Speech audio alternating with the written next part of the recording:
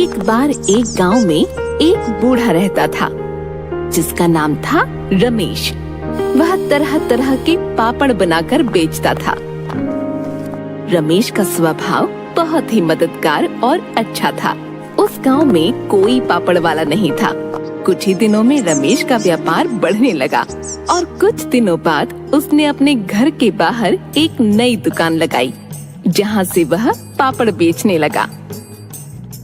रोज की तरह रमेश अपनी दुकान में पापड़ बेच रहा था जब वहाँ पर एक विकास नाम का व्यक्ति आया।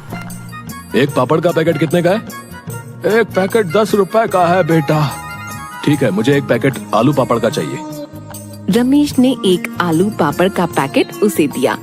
विकास ने रमेश को 20 रुपए दिए और रमेश ने 20 रुपए अपने गल्ले में रखे और रमेश ने विकास को 10 रुपए वापस किए। विकास ने देखा रमेश का गल्ला पैसों से भरा है। रमेश के गल्ले में बहुत पैसे हैं। किसी तरह मुझे उस गल्ले में से पैसे निकालने होंगे, लेकिन कैसे? विकास ने सोचा कि मैं रमेश से पानी मांगता हूँ। रमेश गल्ला खुला छोड़कर विकास के लिए पानी लेने गया। रमेश के आने से पहले मुझे उस गल्ले में से पैसे निकालने होंगे। जैसे ही विकास ने गल्ले की तरफ हाथ बढ़ाया, तभी रमेश वापस आ गया। तुम मेरे गले में से पैसे क्यों निकाल रहे हो विकास? कुछ देर तक उन दोनों में बहस चली और रमेश ने कहा, पंचायत तय करेगी यह पैसे किसके हैं। अब मुझे पंचायत में बताना पड़ेगा कि ये मेरे पैसे हैं। विकास अभी छोटा है और अगर पूरी पंचायत के सामने गलत साबित हुआ तो उसके लिए अच्छा नहीं होगा। वो अपनी गलतियों से खुद सीख जाएगा।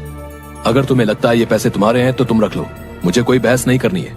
विकास यह सुनकर बहुत खुश हुआ और वहाँ से चला गया। वह घर पहुंचकर उन पैसों को गिनने लगा। लगता है रमेश पापड़ बेचकर बहुत पैसे कमाता है, तभी उसने अपने पैसे मुझे दे दिए। मैं भी पापड़ बनाकर बेचूंगा।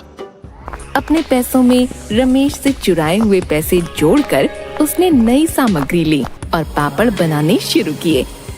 रमेश की दुकान के ठीक सामने विकास ने अपनी दुकान लगाई। पापड़ ले लो, पापड़ ले लो। रमेश ने देखा कि इसने मेरे पैसों से अपनी दुकान मेरी दुकान के ठीक सामने लगाई है, लेकिन फिर भी जो रमेश के ग्राहक थे वह उसी से पापड़ लेते थे, न कि विकास से, क्योंकि विकास एक नया व्यापारी था। लोग उसकी दुकान से पापड़ नहीं ले रहे थे और इसके चलते पापड़ रखे रखे खराब होने लगे। विकास बहुत दुखी हो गया था। मेरे बनाए हुए पापड़ खराब हो रहे हैं, इन्हें कौन खरीदेगा?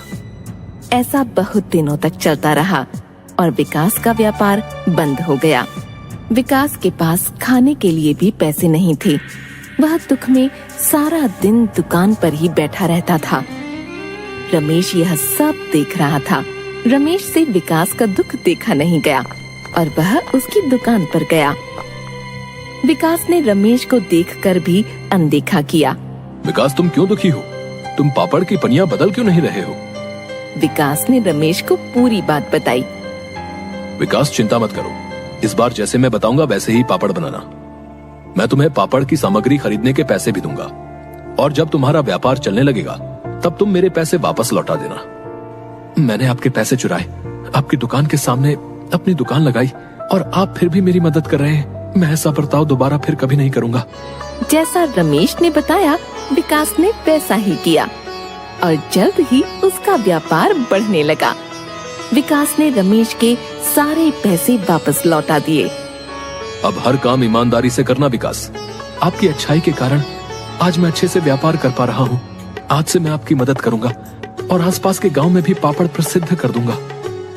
रमेश ने विकास की बात मानी और पापड़ आसपास के गांव में बहुत प्रसिद्ध हुए। इससे उन दोनों को बहुत फायदा हुआ और वे दोनों हंसी खुशी रहने लगे।